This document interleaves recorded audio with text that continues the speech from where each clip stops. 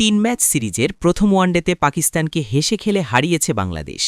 ১১৪ রানের জবাবে খেলতে নেমে ৮ উইকেট ও ২০৯ বল হাতে রেখেই জয় পায় টাইগাররা। বুধবার মিরপুরের শেরে বাংলা জাতীয় ক্রিকেট স্টেডিয়ামে টস হেরে প্রথমে ব্যাটিংয়ে নামে পাকিস্তান। মাত্র ৩০.৪ ওভারে ১১৪ রানেই গুটিয়ে যায় দলটি। পাকিস্তানের হয়ে সর্বোচ্চ ৩৭ রান করেন ফাহিম আশরাফ। বাংলাদেশের হয়ে পেসার নাহিদ রানা ৭ ওভারে ২৪ রান দিয়ে ৫ উইকেট নেন। এছাড়া মিরাজ পেয়েছেন ৩ উইকেট। তাসকিন আহমেদ ও মুস্তাফিজুর রহমান পেয়েছেন একটি করে উইকেট। লক্ষ্য তাড়ায় নেমে ভালো শুরু পেলেও তৃতীয় ওভারে প্রথম ধাক্কা খায় বাংলাদেশ। আফ্রিদির করা অফ স্টাম্পের বাইরের বল পয়েন্টে ঠেলে দেন সাইফ।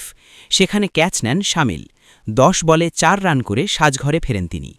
এরপর শান্ত ও তামিমের জুটিতে ম্যাচের নিয়ন্ত্রণ নেয় বাংলাদেশ।